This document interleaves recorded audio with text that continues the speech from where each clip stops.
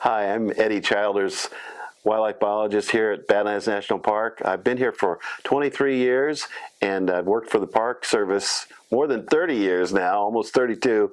I love my job here.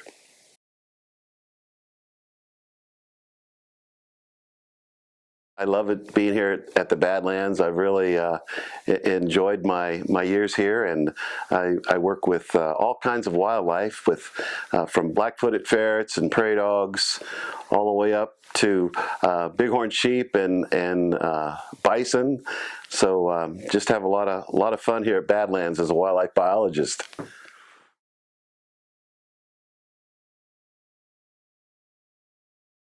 Yeah, the American bison is the national uh, mammal for the whole United States, and it's an important icon. I mean, even with the Park Service, we see it on our arrowhead, and it's a very significant animal and has a lot of sacred nuances and sacred meanings for the Native Americans, and so it's a very important resource that we manage here at Badlands National Park.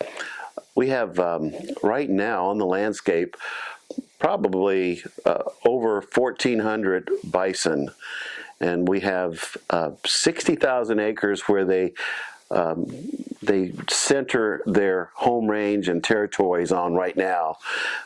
Recently, we had a Centennial Challenge project, and we were able to bring partners together, the World Wildlife Fund, the National Park Foundation, Defenders of Wildlife, and we were able to open up 20,000 more acres in the north unit of Badlands to bison grazing.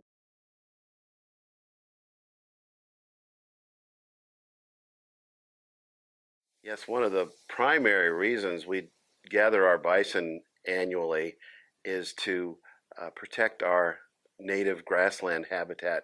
We have one of the largest grasslands in the Midwest region, and we have other ungulates, other grazers that utilize those grasslands. We have white-tailed deer, mule deer, pronghorn, we have prairie dogs, and they all use the native vegetation um, for nourishment. And so we're looking at carrying capacity. We're looking at keeping our grasslands healthy at a keep half and use half for all the animals that are utilizing the grassland. And gathering the animals every year, it's great because we're able to look at them individually. We're able to chip them with an avid chip so that when they come through another year, we can bring up their vital data. We can see if they've lost weight, gained weight. We can check for diseases, and it's a perfect opportunity to look at our bison herd and bison health.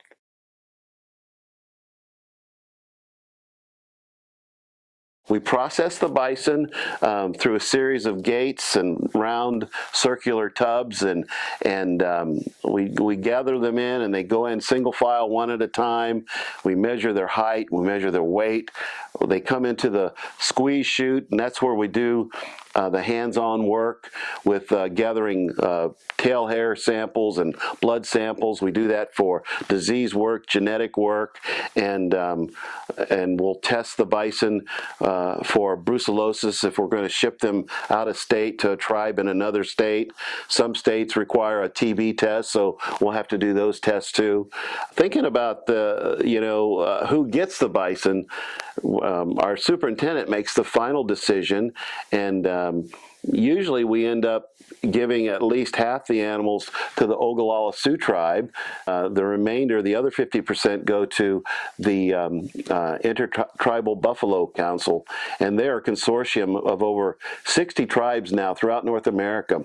They gather up proposals each year, and based on those proposals, which state that a tribe has enough water, food, fencing to keep bison, they make decisions on which tribe should get them.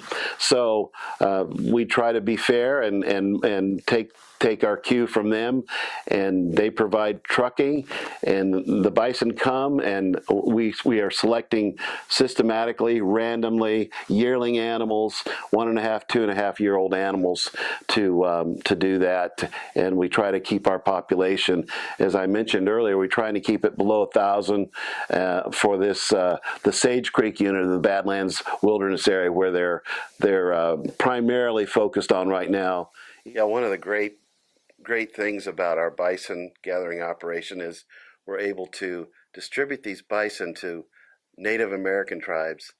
My last tally, I know we sent bison to 10 different states, more than 25 tribes, and we also sent some to Theodore Roosevelt National Park, our sister park that originally gave us bison back in 1962. But you know, the really good thing about this, those bison, they go to other tribes, and those tribes start their own bison herds and are able to use those for cultural and other purposes that they've always depended upon over hundreds of years.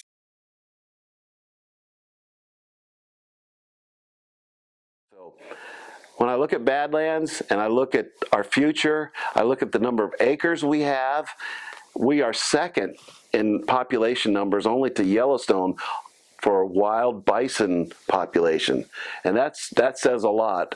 We, as a Midwest regional bison herd, you know, we have Theodore Roosevelt, and we have Wind Cave, Tallgrass Prairie. Those are the parks that have bison within our region.